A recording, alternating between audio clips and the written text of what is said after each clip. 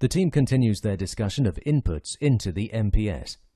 Mark, a production manager, and Karen, a sales representative, join the conversation. Hey Mark, how's production going? It'd be better if the production schedule didn't change so much. We're working on that. I've got a question. How long does it take to produce Comfort Maxes once you start a production run? The whole process takes a week. That's another input into the MPS. It's called the production lead time. There are lead times for components also.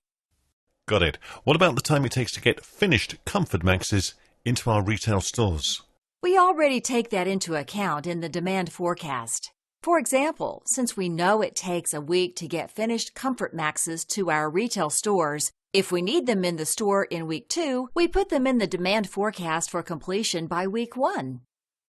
So, Daniel, distribution lead time is not an input into the MPS, but production lead time is. The team continues their discussion of inputs into the MPS.